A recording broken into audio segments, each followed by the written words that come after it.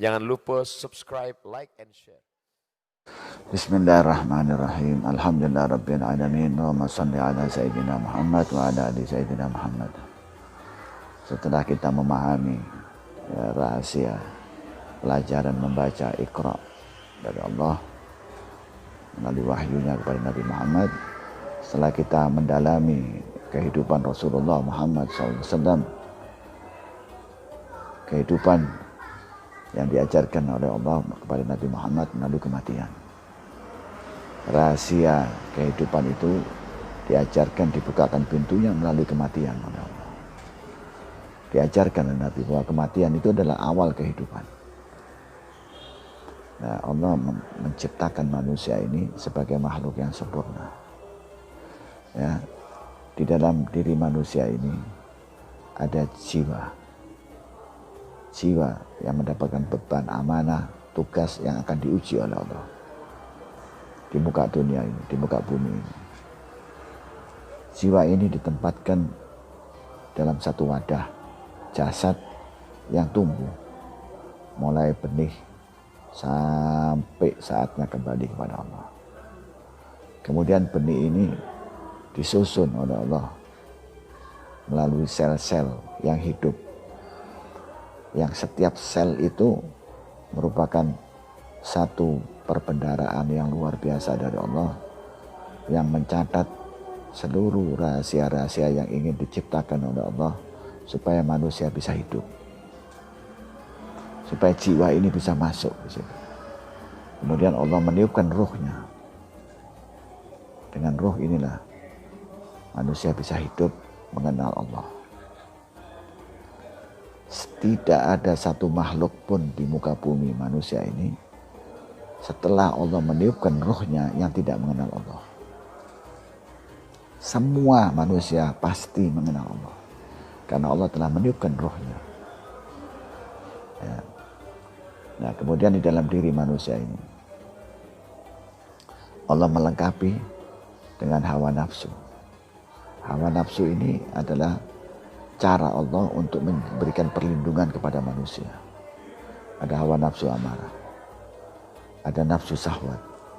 Nafsu syahwat inilah yang akan menjaga kelangsungan kehidupan manusia, sehingga manusia, laki, perempuan, sesuai dengan fitrahnya, sesuai dengan caranya Allah, mereka akan bertemu dan mereka akan melakukan perkawinan dan nantinya akan lahir manusia-manusia baru.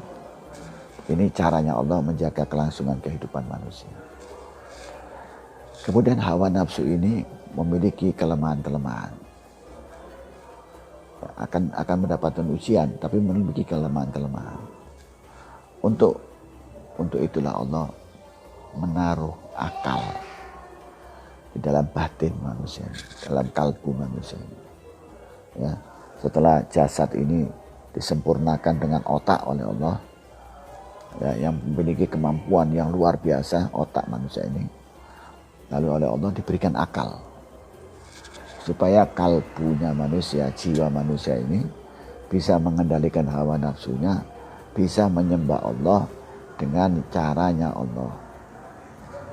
Akal inilah yang diberi pelajaran cara membaca oleh Allah, membaca batin yang membacanya tanpa batas.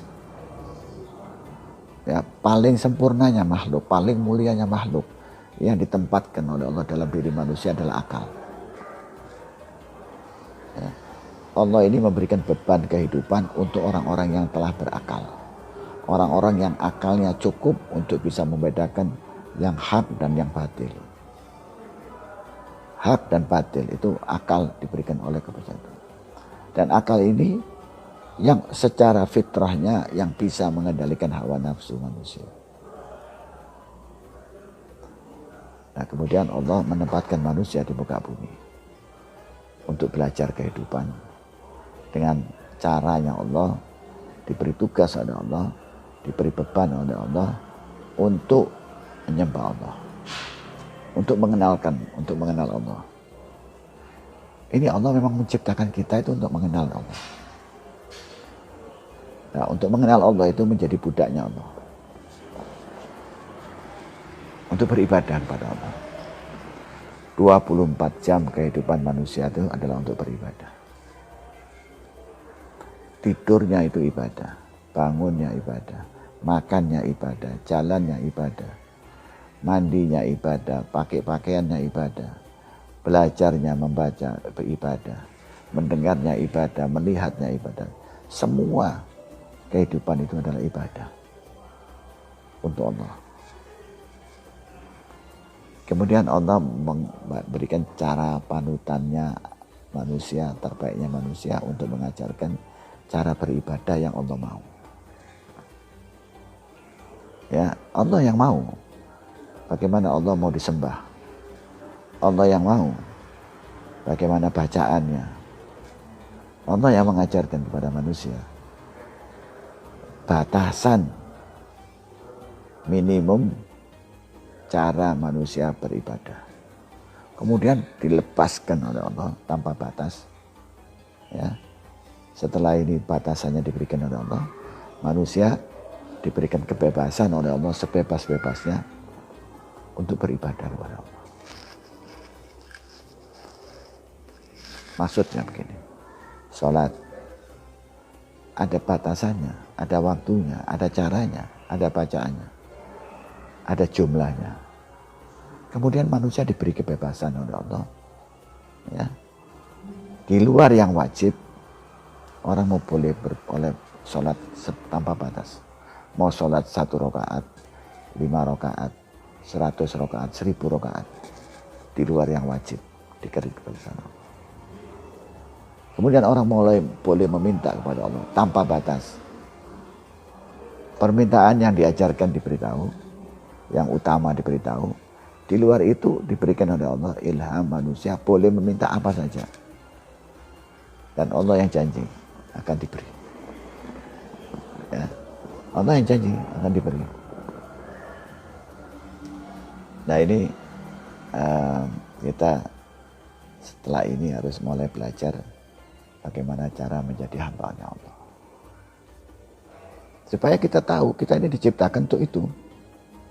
Kita bukan diciptakan untuk yang selain itu. Manusia ini diciptakannya dari surganya Allah. Kemudian ditempatkan di muka bumi. Ya, kemudian nanti akan kembali kepada surganya Allah.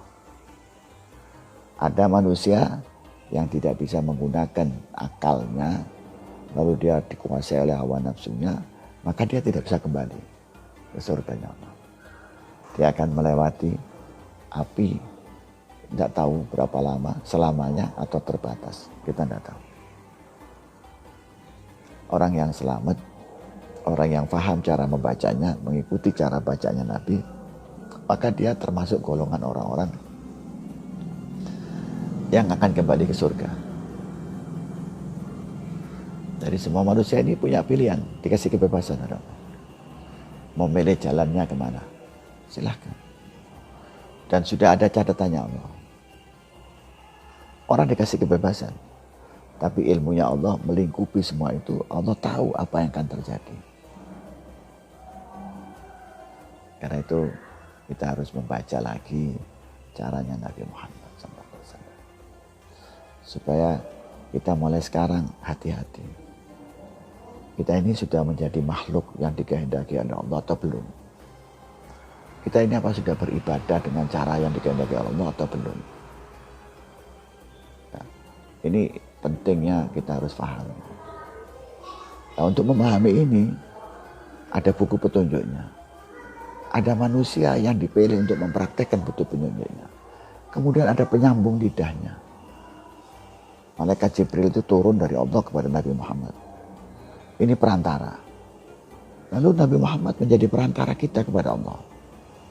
Melalui siapa? Melalui para sahabatnya, melalui para keluarganya Nabi Muhammad. Kemudian bersambung melalui para ulama-ulama sampai kepada kita semua.